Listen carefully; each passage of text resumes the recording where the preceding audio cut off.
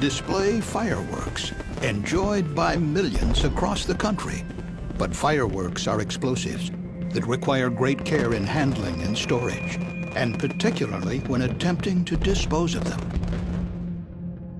April 8, 2011, a tragedy in Waipahu, Hawaii, near Honolulu. An explosion and fire killed 5 workers at a hillside storage facility used by Donaldson Enterprises Incorporated, or DEI. The company had been hired by a federal contractor to dispose of illegal fireworks seized by the government. The Chemical Safety Board investigated and found that there are no national standards for safely disposing of fireworks, and the company's procedures were extremely unsafe. Fireworks have been around for centuries, so we were surprised to learn that there are no good practice procedures for their disposal. And we also found that the federal government did not require fireworks disposal contractors to demonstrate that they could perform the work safely.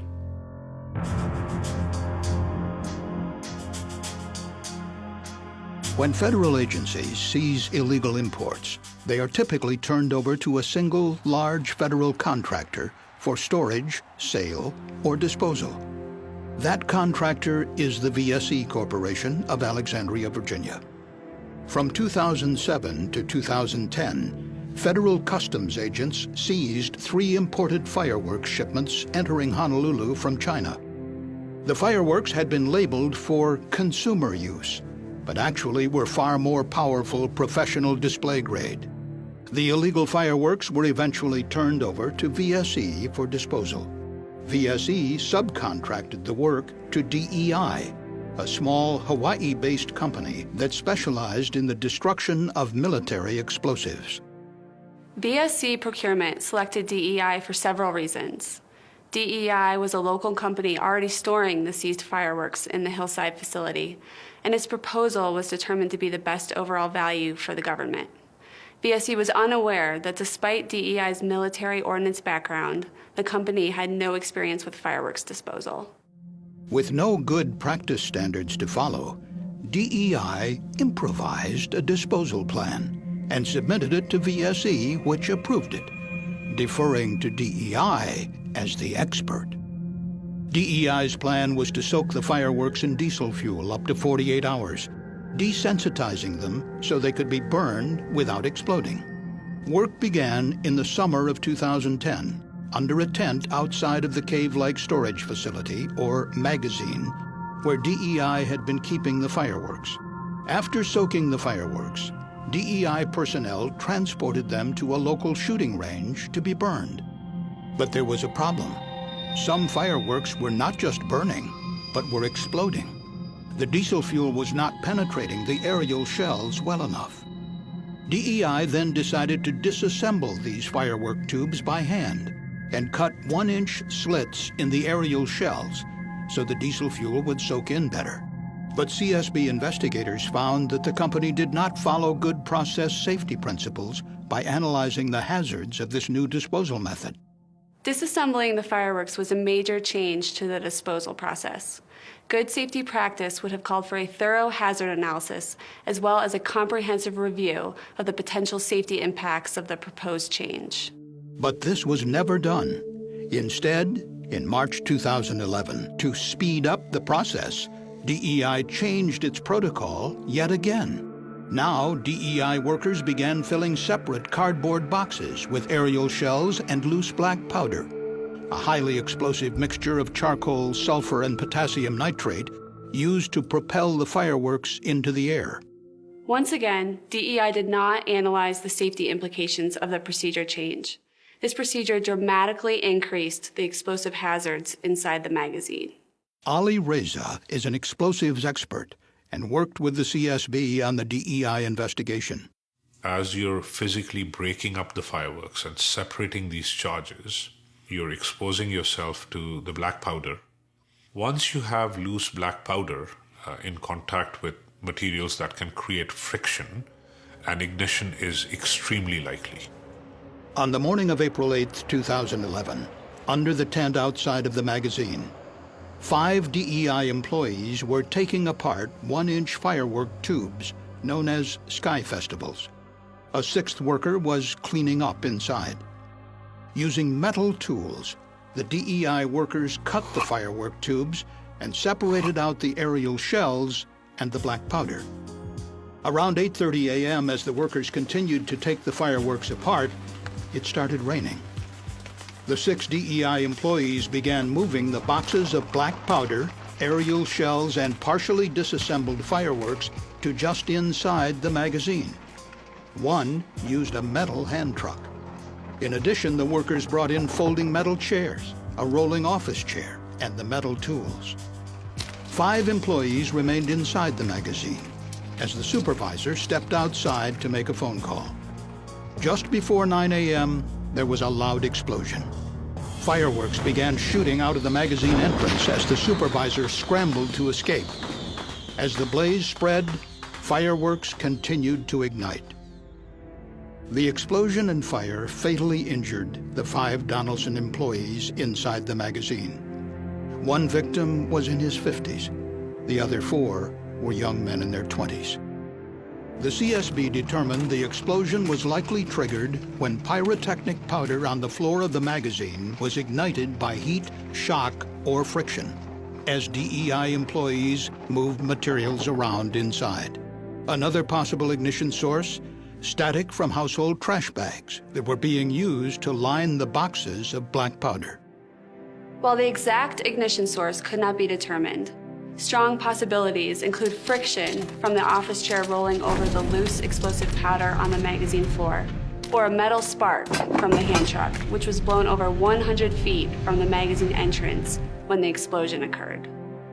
Once the powder ignited, fire likely spread to the boxes of disassembled firework components, setting off the mass explosion. The CSB found the root causes of the explosion went far beyond DEI's flawed procedures. For instance, we found there are no federal, state, or local codes, regulations, or standards that establish safety requirements or provide guidance on proper ways to dispose of fireworks. There is a significant backlog of seized fireworks that are being stored legally in magazines all across the country because there is no good mechanism to dispose of them.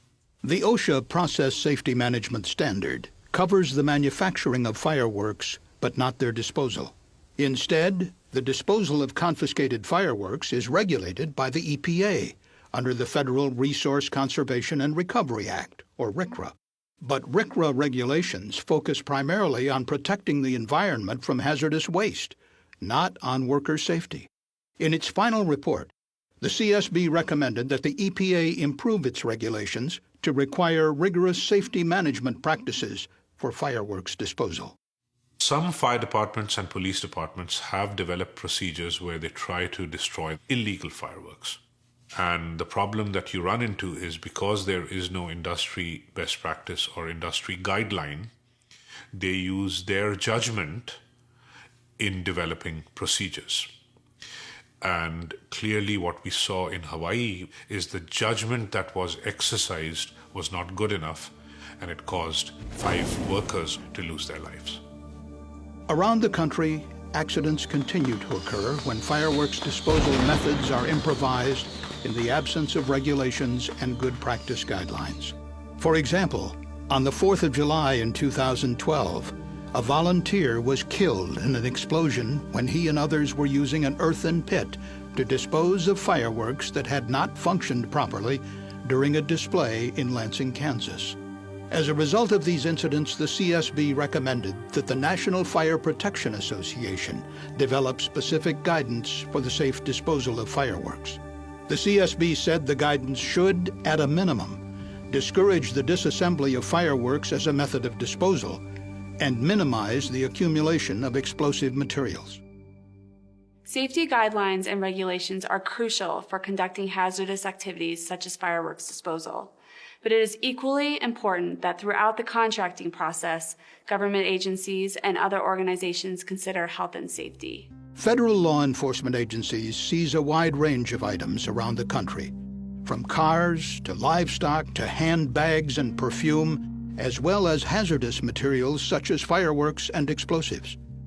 VSE Corporation, the government's prime contractor for disposal of these goods, lacked expertise in fireworks disposal and had awarded the subcontract to DEI without evaluating the company's qualifications or proposed methods. In addition, when DEI twice modified its disposal procedure, VSE did not object, believing DEI to be the expert. But the CSB found that the Federal Acquisition Regulation, which governs how federal contracts are awarded and managed, does not require safety to be considered when determining the qualifications of a potential contractor or subcontractor. And neither do supplemental contracting regulations from the Treasury Department, which awarded VSE the government's prime contract to handle seized property. Other federal agencies, such as the Department of Defense, have developed specialized safety requirements for contractors who work with ammunition and explosives. But in the case of VSE and DEI, this kind of strict contractor oversight was lacking. The board's final report recommended that the Federal Acquisition Regulation be amended to require reviews of company safety records and training, and the ability to safely handle hazardous materials prior to receiving federal contracts. And the board urged the Treasury Department to develop a new policy for selecting contractors and subcontractors that handle explosives, including fireworks, based on the Defense Department's more rigorous safety requirements. The key CSB findings: fireworks disposal accidents can be prevented through comprehensive safety requirements, adequate contractor selection and oversight, and new good practice guidelines, standards, and regulations. The explosion and fire that killed 5 Donaldson Enterprises employees was preventable. The CSB believes that workers involved in fireworks disposal deserve to be better protected. Thank you for watching the CSB safety video. For more information on the CSB's Donaldson Enterprises investigation, please visit csb.gov.